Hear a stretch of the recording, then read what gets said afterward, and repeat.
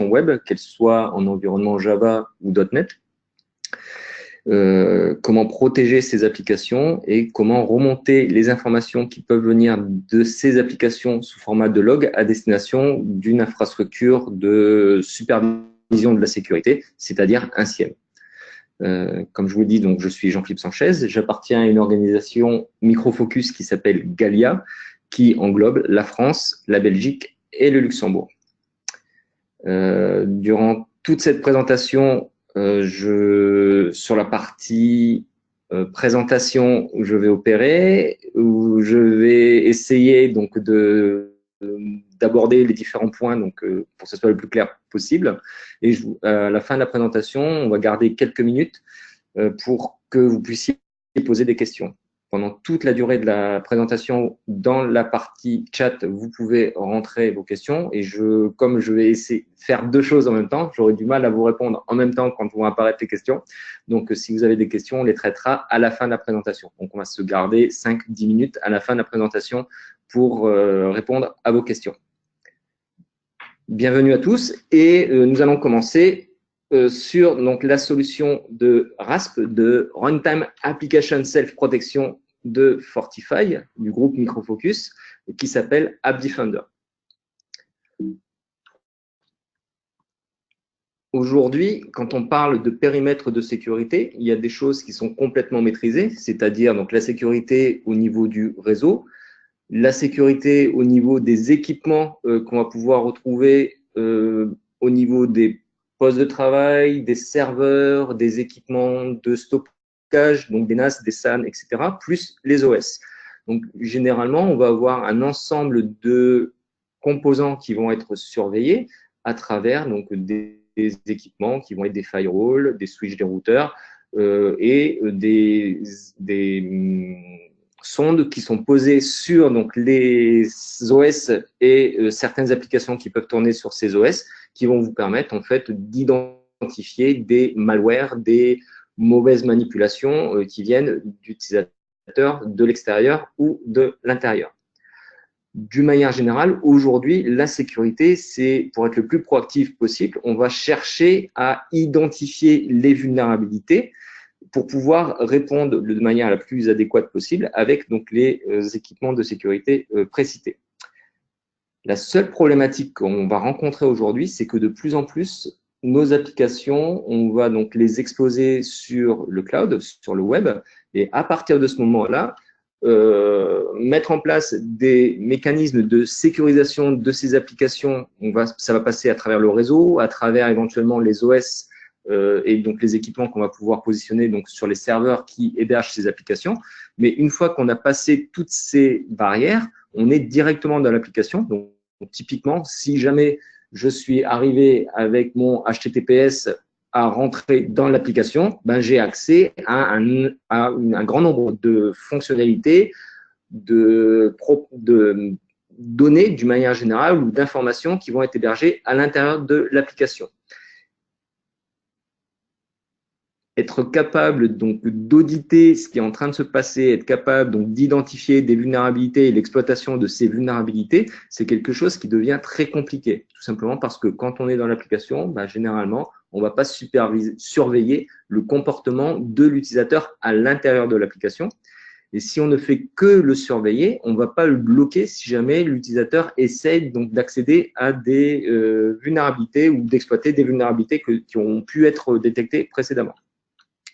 Une manière de faire, c'est de rajouter des composants au niveau de votre réseau de type WAF, donc Web Application Firewall, et ces composants vont vous permettre, typiquement, à travers le réseau, d'essayer de bloquer des comportements illicites.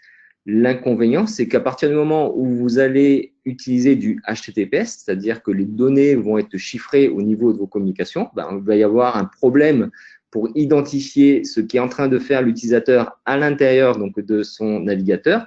Et de nouveau, on va avoir du mal à regarder ce qui se passe. On a toujours la possibilité au niveau des WAF d'aller déchiffrer ce qu'il y a à l'intérieur du HTTPS. Mais là, cette fois-ci, ce qu'on va faire, c'est qu'on va pénaliser les performances de l'application parce que en permanence, je vais être obligé de déchiffrer, chiffrer regarder ce que fait l'utilisateur et ainsi de suite. Donc, la solution, elle existe. Elle est utilisable, mais par contre, elle a un impact très fort sur les performances de votre application et elle doit être mise à jour en permanence par rapport à des règles des vulnérabilités que vous avez détectées. Donc, il n'y a pas de lien direct entre vos applications et le WAF, et ce sont des administrateurs du WAF qui vont devoir mettre à jour ces règles, améliorer donc les performances du WAF, les déployer comme il faut en fonction de la volumétrie du nombre d'utilisateurs que vous allez avoir qui accèdent à vos applications. Une autre approche, c'est de s'appuyer sur ce qu'on va être capable de mettre directement au niveau de l'application. D'accord? Ce qu'on voit aujourd'hui, c'est que 84% des menaces sont exploitées au niveau donc, de la couche applicative.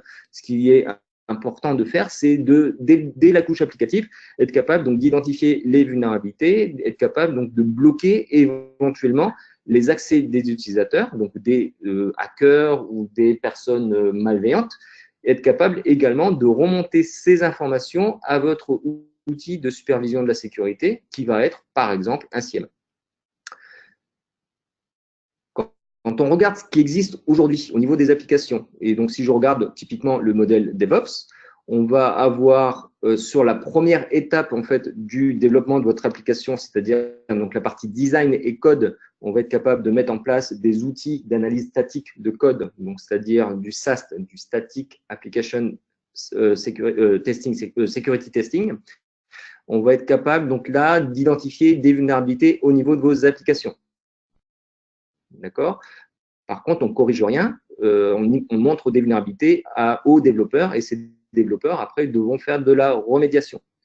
Une fois qu'on est prêt à mettre en test l'application, on va s'appuyer plutôt sur une autre technologie qui va être du DAST, donc du Dynamic Application Security Testing. Et donc là, la philosophie, ça va être typiquement de faire ce qu'on appelle des tests de pénétration sur les applications web, pour regarder si elles sont vulnérables à certains types d'attaques qui sont utilisés cette fois-ci à travers l'outil de DAST. Mais là, de nouveau, je n'ai pas corrigé les vulnérabilités. Après, je vais demander aux développeurs de réintervenir sur leur code pour qu'ils puissent remédier à toutes ces vulnérabilités.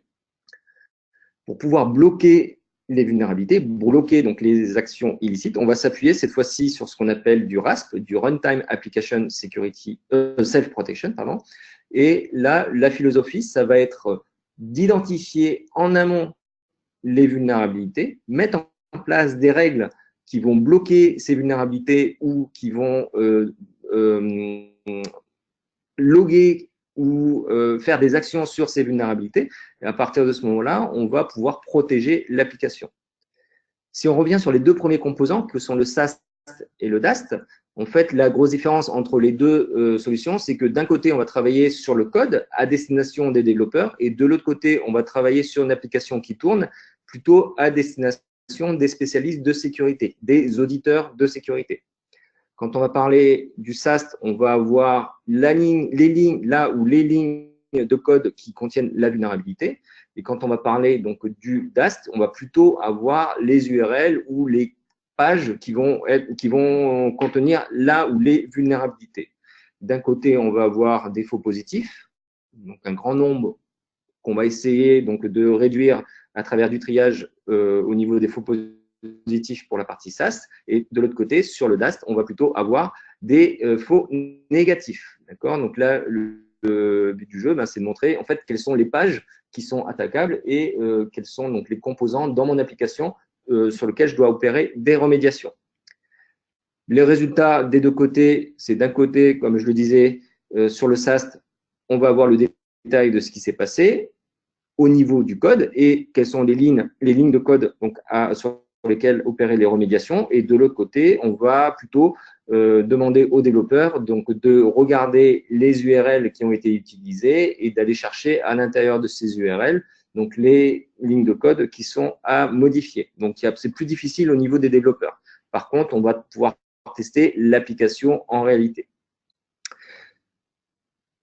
quand on va travailler sur le SAST, on va être vraiment au début donc, de mon modèle DevOps, c'est-à-dire dans la partie développement. Quand on va être sur du DAST, on va plutôt être sur donc, la phase de test et voire la phase d'intégration, généralement très peu souvent en production.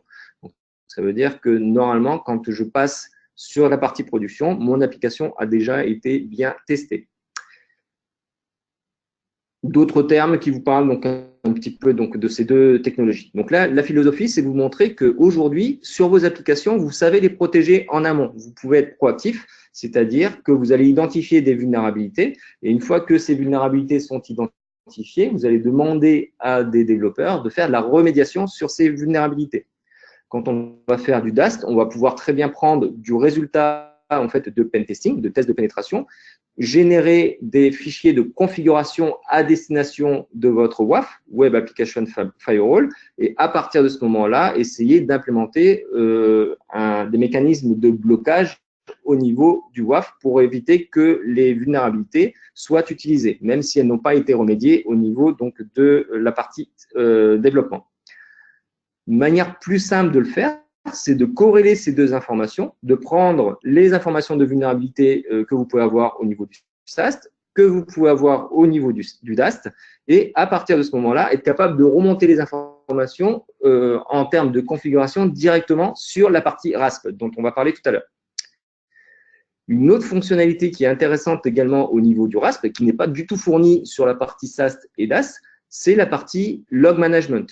Donc, généralement, quand on est dans une infrastructure donc, sécurisée, je vais essayer de récupérer des informations, des traces ou des logs qui viennent de différentes couches de mon modèle OSI, donc qui vont donc des couches hardware jusqu'à la partie applicative et les données.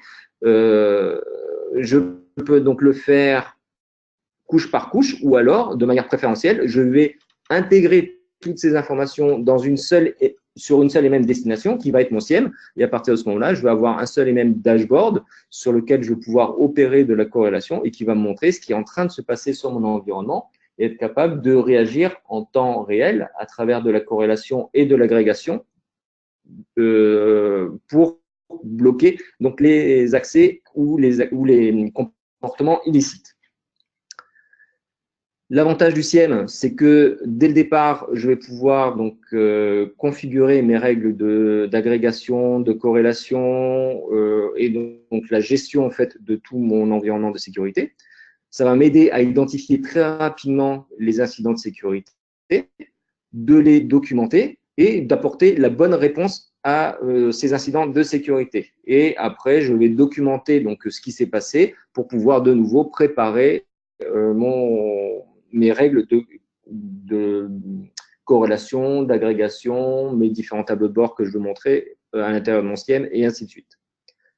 D'une manière générale, ce qu'on va chercher à faire, c'est réduire donc au maximum le temps d'exposition. Pour réduire le temps d'exposition, en fait, plus je vais identifier, comprendre et répondre rapidement à ce que j'ai préparé, moins en fait mon application ou mon système va être exposé. La grosse problématique quand on va travailler au niveau des applications, c'est qu'il y a une quantité énorme de je ne sais pas, de ce qu'on appelle de unknown, c'est-à-dire qu'on n'a pas évalué, on n'a pas encore préparé les actions que peuvent mener des hackers ou des personnes mal intentionnées ou qui vont essayer de profiter des vulnérabilités de mon système. Donc, ce qu'on va chercher à faire au maximum, c'est réduire la partie exposition et essayer au maximum de réduire également le unknown à travers des mécanismes de machine learning, d'apprendre automatiquement des comportements d'utilisateurs et ce, au niveau de l'application. Le seul problème qu'on va avoir sur les applications web, c'est que généralement, c'est de multiples composants et avoir une idée de ce qui est en train de se passer directement dans l'application sur la partie présentation, mais également sur la partie back-end, c'est des choses qui sont très difficiles à mettre en place. Et les développeurs, généralement, ils ne génèrent pas des logs pour pouvoir avoir cette visibilité. Un autre avantage des solutions RASP, c'est que justement, elles vont être capables de faire de l'analyse de comportement utilisateur et en s'appuyant sur des mécanismes de machine learning, on va être capable de répondre rapidement à des intrusions, répondre rapidement à des mauvais comportements utilisateurs. Qu'est-ce que le Runtime Application Self-Protection? C'est tout simplement un outil qui va vous permettre de faire du monitoring en continu de vos applications, au niveau de l'application, mais également au niveau de l'accès aux données à travers les applications et du comportement des utilisateurs. Donc, le but du jeu, c'est d'avoir une vision claire et nette du comportement des utilisateurs à travers les applications qui accèdent à vos données. Pour pouvoir se faire, en fait, il n'y a pas de magie. Donc, généralement, la sécurité, c'est pas magique, le software, c'est pas magique, et les technologies, c'est pas magique. Donc, ce qu'on va faire, c'est qu'on va mettre un agent, on va déposer un agent RASP sur votre serveur d'application et on va déployer sur cet agent RASP des règles qui vont permettre d'analyser le comportement des utilisateurs.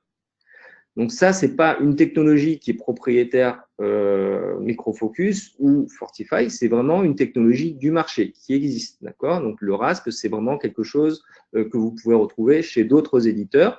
Il se trouve que Micro Focus, à travers l'offre de solutions Fortify, on apporte une réponse à la partie SAST, on apporte une réponse à la partie DAST et on apporte une réponse également à la protection des applications à travers du RASP. La solution qui permet de faire ça s'appelle App Defender, d'où le webinaire d'aujourd'hui. Au niveau du RASP, on va déployer un framework, donc un ou plusieurs agents en fonction donc, de serveurs d'application que vous voudrez surveiller. On va déployer sur ces agents donc, des règles qui vont permettre de protéger votre application. Plus vous avez d'informations en amont qui viennent du SAST et du DAST, mieux vous pourrez définir vos règles. L'autre fonctionnalité de l'agent, ça va être également d'être capable de collecter des informations qui correspondent à du comportement utilisateur, à de l'accès à de la donnée et remonter ces informations à des solutions donc, de supervision de la sécurité, des SIEM typiquement. Donc, l'avantage de la solution, c'est d'un côté, on déploie facilement donc, les règles sur la base de ces agents. Elles sont mises à jour, donc elles peuvent être mises à jour fréquemment et de manière simple, directement gérées par les propriétaires des applications, parce qu'on a toutes les informations dès le départ, en fait, dans le cycle de développement DevOps. Et de l'autre côté, on va avoir des tableaux de bord, des dashboards qui vont vous permettre de regarder du comportement utilisateur et éventuellement de remonter des informations à destination de solutions de supervision de la sécurité. Quand on va être sur la partie SIEM, le but du jeu, c'est au niveau de l'agent qui va être sur le serveur d'application, au niveau de l'agent RASP, on va générer des logs et ces logs vont pouvoir être envoyés directement à votre solution de SIEM à travers du syslog, par exemple. Et donc après, il y aura un parsing qui devra être exécuté au niveau donc, de ces logs pour pouvoir s'intégrer dans votre solution de SIEM. Chez Micro Focus, nous avons une solution de SIEM qui s'appelle ArcSight et bien entendu, on a tout créé pour que l'agent communique facilement avec notre solution de SIEM qui s'appelle ArcSight.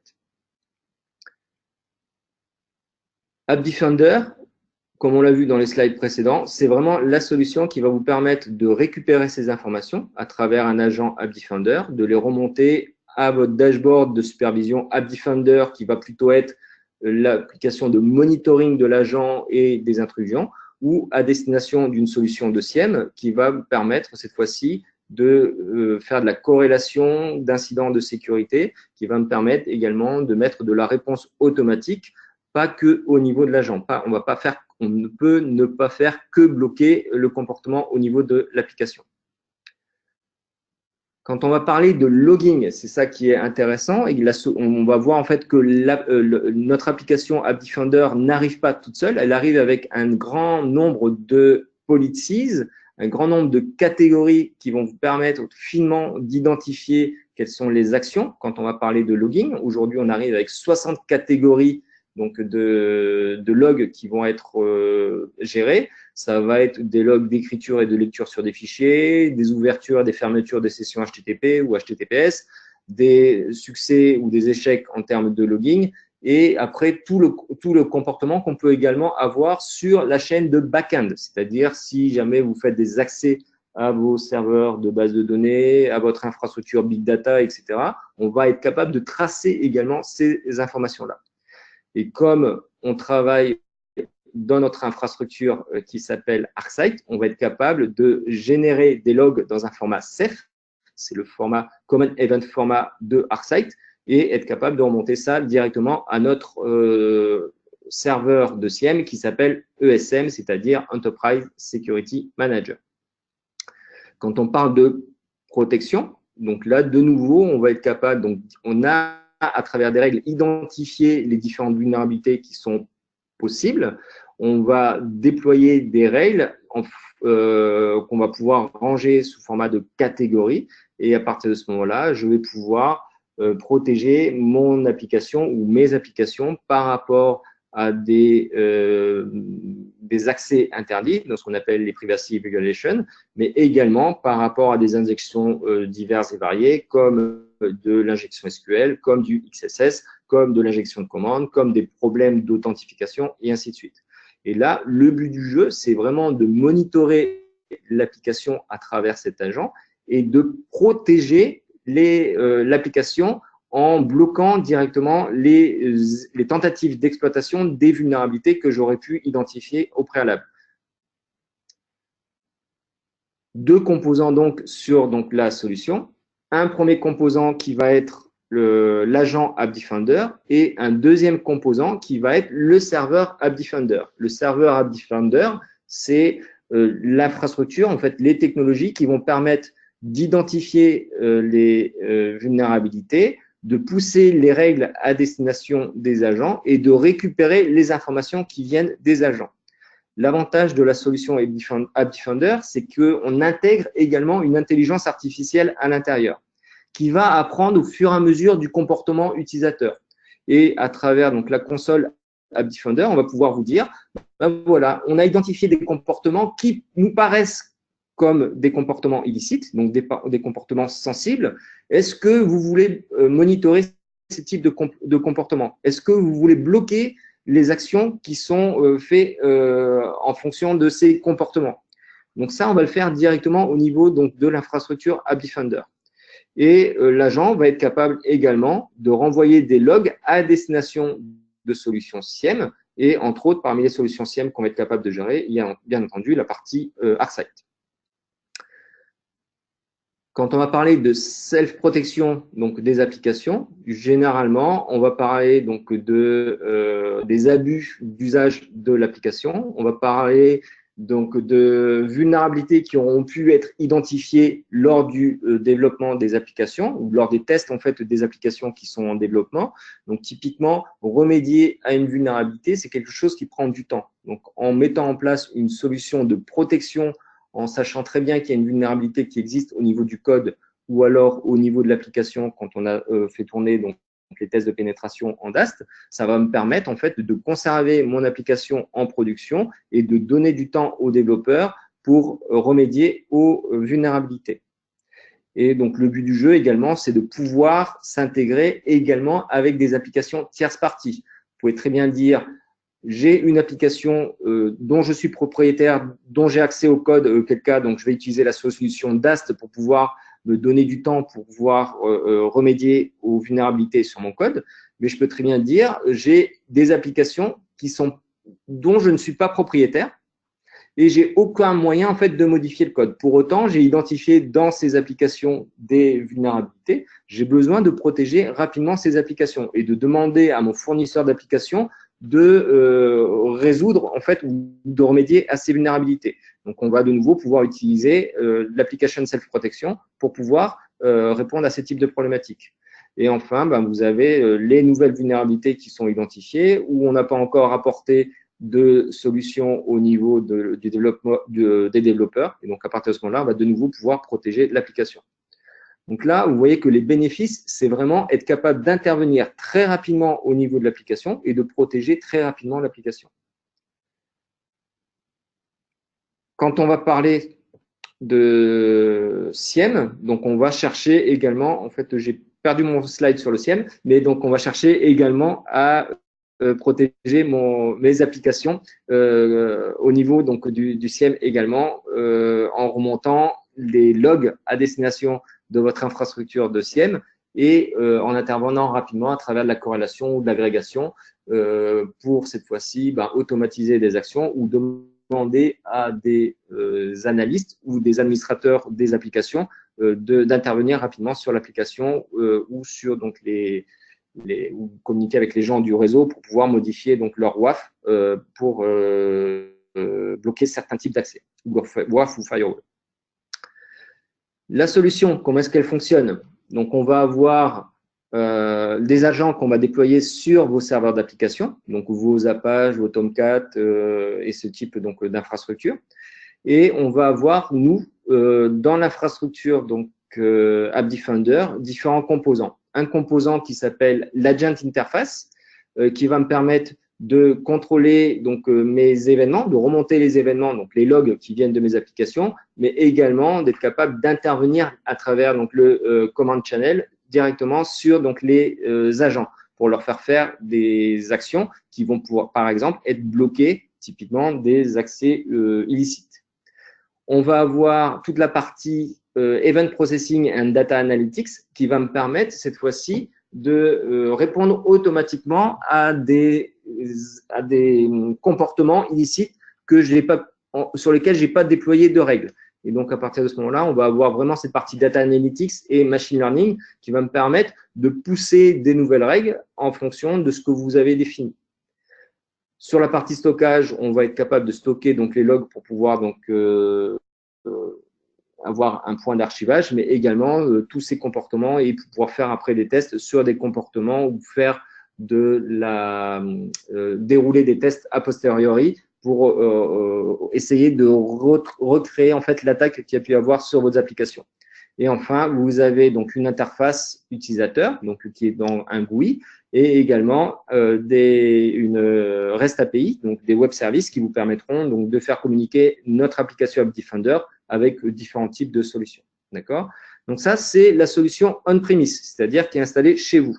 On sait fournir la solution également sur en mode SaaS, sur la partie cloud. Donc, c'est la partie haute que vous avez ici au niveau de l'écran.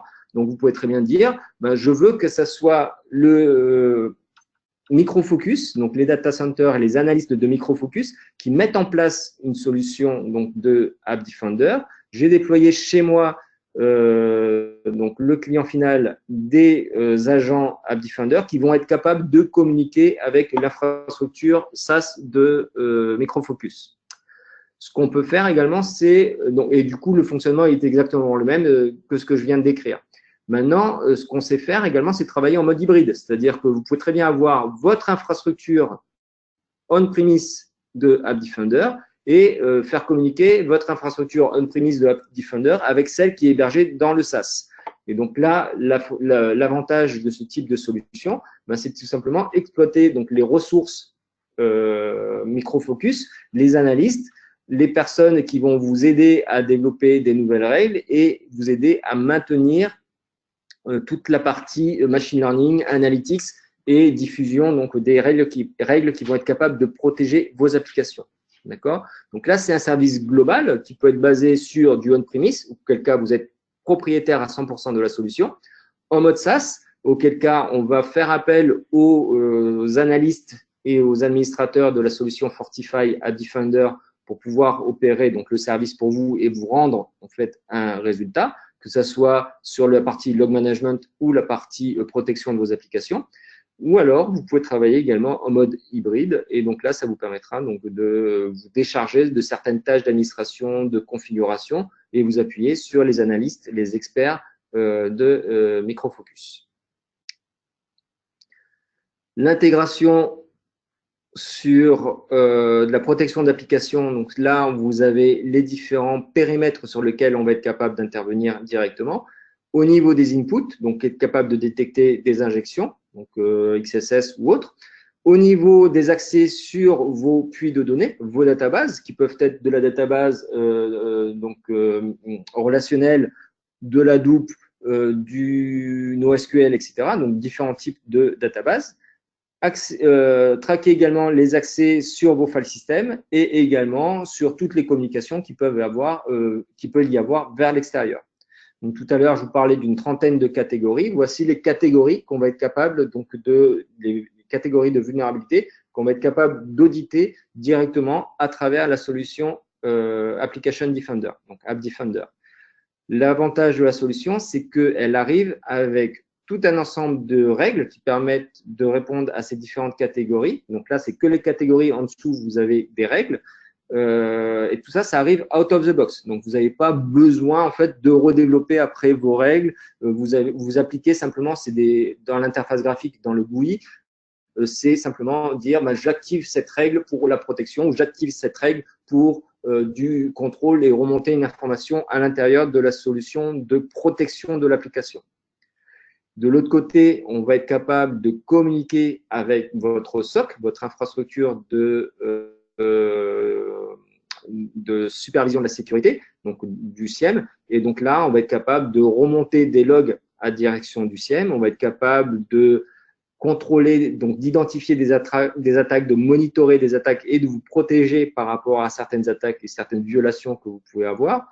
On va être capable d'analyser du comportement utilisateur. Donc, ce n'est pas forcément des attaques, c'est simplement un utilisateur qui essaye d'outrepasser ses droits pour accéder à des données auxquelles il ne doit pas avoir accès. Ou alors, l'application ne filtre pas correctement les droits d'accès des utilisateurs. Et donc là, ça vous permet un petit peu de voir à quoi ont accès les utilisateurs à travers de l'analyse forensique que vous pourrez faire a posteriori.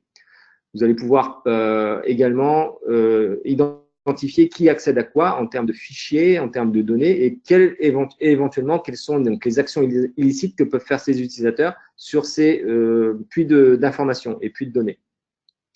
Et bien entendu, ça vous permettra de mettre en place des mécanismes de corrélation et d'agrégation directement au niveau de votre outil de supervision de la sécurité, de SIEM, comme la solution ArcSight le permet. Et donc là, en fait, de corréler des actions sur vos applications avec des informations qui peuvent venir d'équipements de sécurité comme des firewalls, des IDS IPS, des proxys et ainsi de suite, voire des OS.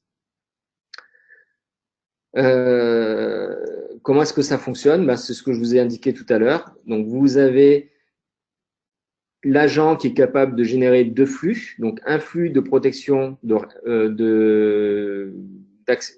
protéger les accès à votre application et un flux de log management qui va être capable de renvoyer des logs dans un format safe, par exemple, quand on va travailler avec la solution ArcSight, pour pouvoir donc communiquer avec l'infrastructure de supervision de la sécurité. Et voici l'ensemble des catégories de logs sur lesquels on va être capable de travailler. Donc là, pareil, c'est des catégories. Donc, vous voyez qu'on va couvrir beaucoup de choses et pas que du HTTP. On va vraiment travailler sur du comportement de l'utilisateur et également de l'utilisation de technologies comme du chiffrement, de l'accès à des fichiers, des problèmes d'authentification et du user management sur l'intégralité de votre application qui est exposée. D'accord ? J'en ai fini pour ma partie de la présentation. Si vous avez des questions, vous pouvez donc utiliser l'interface de chat et à partir de ce moment-là, je serai ravi de pouvoir répondre à vos différentes questions.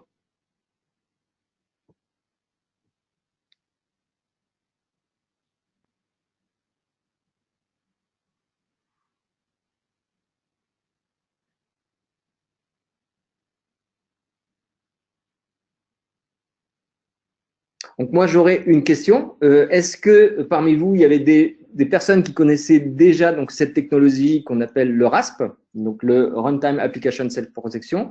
Est-ce que c'est des choses que certains parmi vous ont déjà implémentées ou est-ce que vous avez complètement découvert ces nouvelles fonctionnalités et cette nouvelle technologie, en sachant que ce n'est pas forcément une nouvelle technologie, elle existe depuis un certain nombre d'années? Et donc, vous pouvez me répondre dans l'interface chat qui se trouve dans votre panneau de configuration GoToWebinar.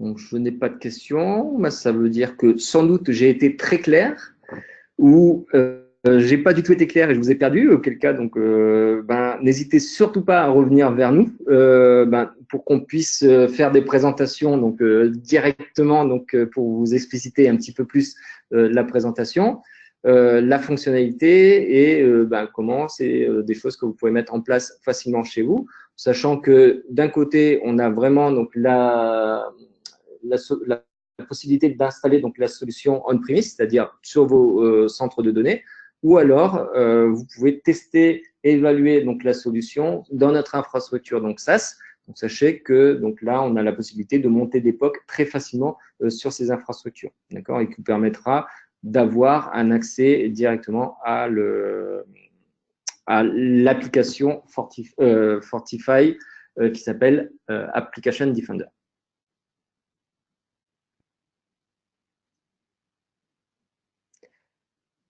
Donc, je vous remercie pour votre participation, votre présence et je vous dis sans doute à bientôt pour un prochain webinaire.